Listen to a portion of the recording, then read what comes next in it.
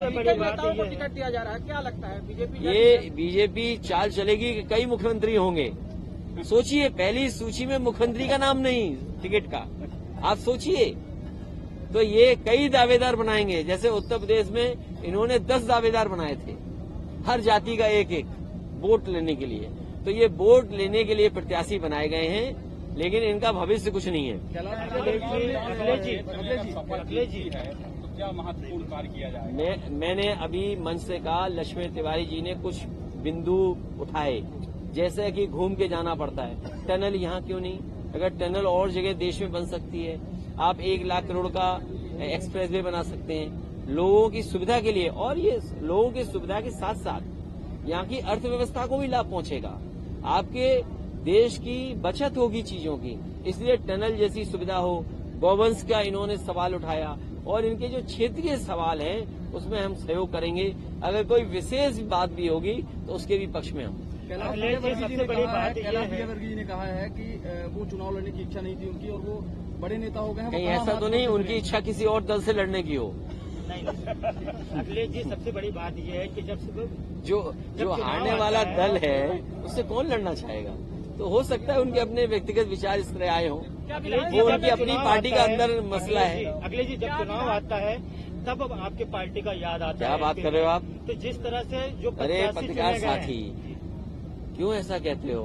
हम तो हमेशा मध्य प्रदेश को याद करते हैं, और मध्य प्रदेश तो हमेशा आते हैं हम लोग। नहीं, विधायकों के टिकट के लिए जैसे पुष्पराज सिंह हमारे आपके समाजवादी पार्टी में आए, और भी नेता आए, लेकिन चुनाव के बाद तो वो दिखते नहीं है। कोई बात नहीं, ये हमारी पार्टी नई है, हमने बहुतों को प्लेटफॉर्म दिया है, बहुतों को सम्मान दिया है, और ऐसा सम्मान दिया है दूसरे दल भी सम्मान दे रहे हैं। अरे कभी ये जो आप सवाल हमसे पूछ रहे हो, हमारा इकलौता विधायक था, सोचिए कितनी खातेदारी होती थी उसकी।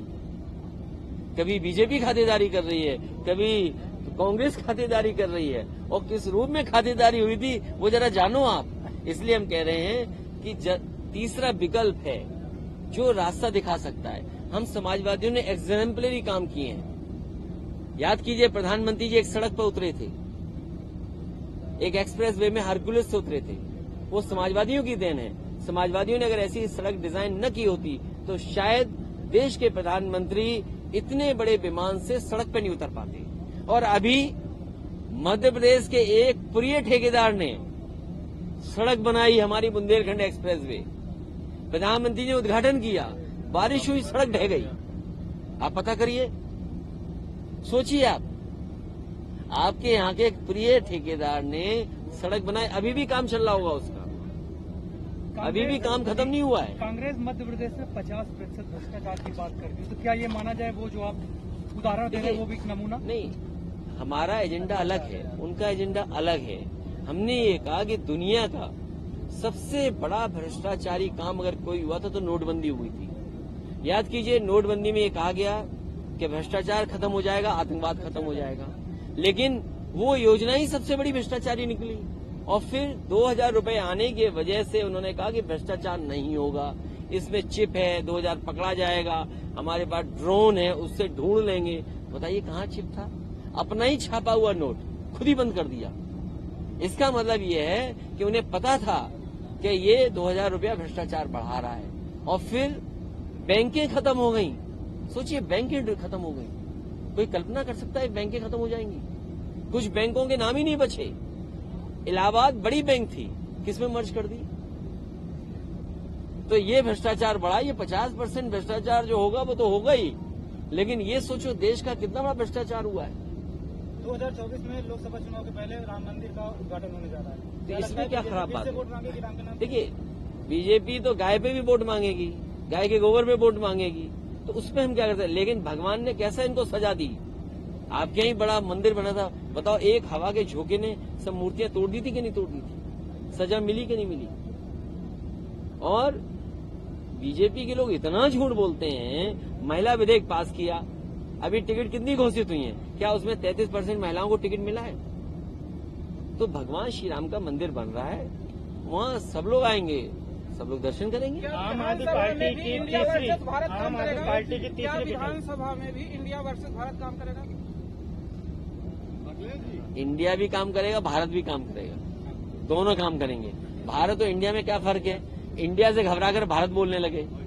यही तो फर्क है ना।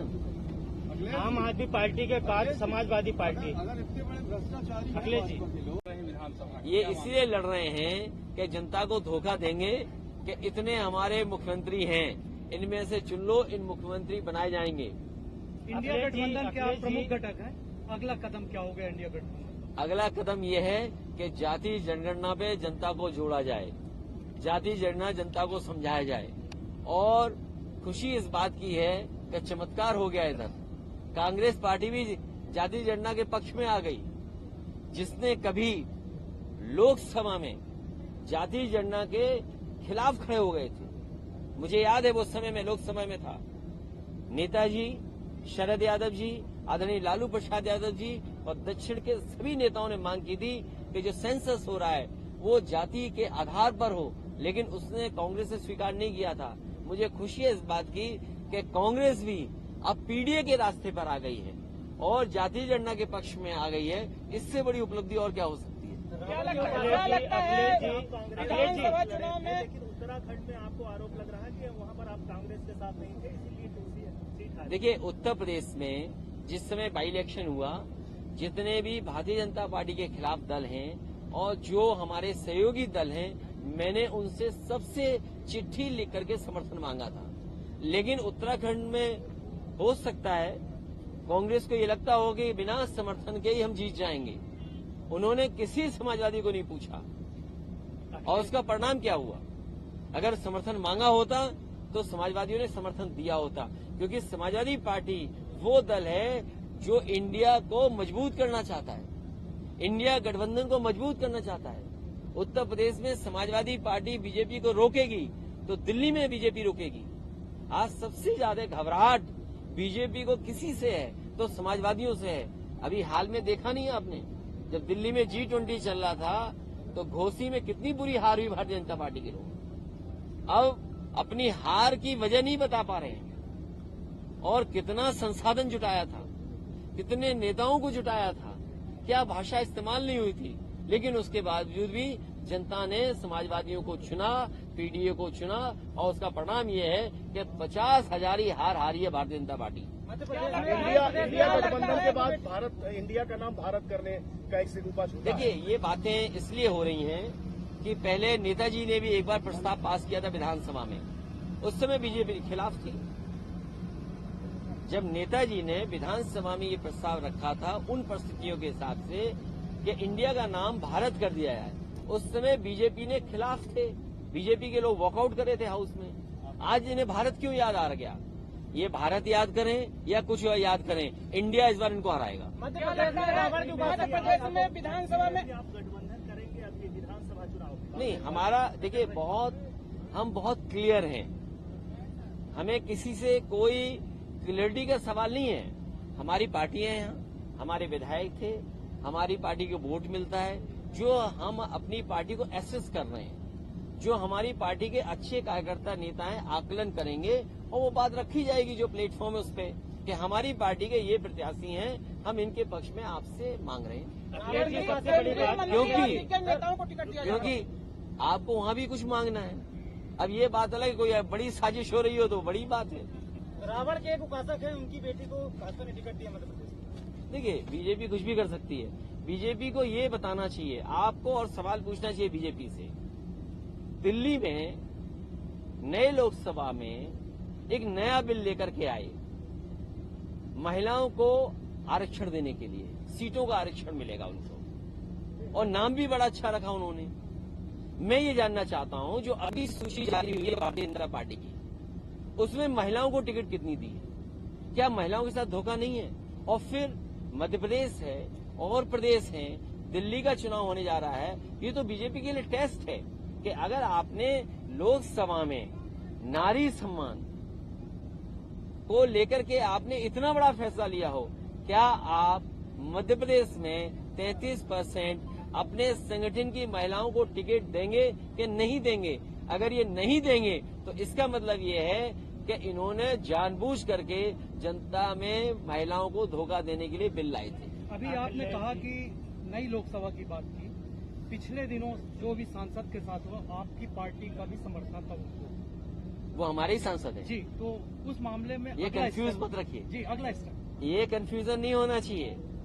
जब जेडीएस के बड़े नेताओं ने कहा था तो ये गठबंधन के प्रत्याशी हैं। ये अलग बात है कि उन्हें बीएसपी से टिकट मिला था, लेकिन वो सपा और बसपा के गठबंधन से जीते थे। ये भारतीय जनता पार्टी की भाषा है, ये जानबूझ करके बुलवाते हैं और ऐसे बुलवाते हैं और ऐसे प्लेटफॉर्म पे बुलवाते हैं जहां से देश में संदेश जाए। लेकिन लोकतंत्र में और जो मर्यादाएं हैं उसको लांघना नहीं चाहिए, चाहे भाषा से चाहे व्यवहार से।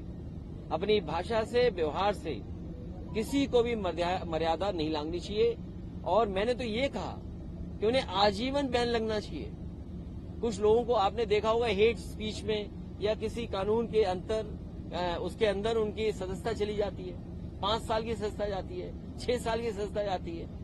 ये ऐसा काम किया है लोकतंत्र में जिसमें आजीवन इन पे पाबंदी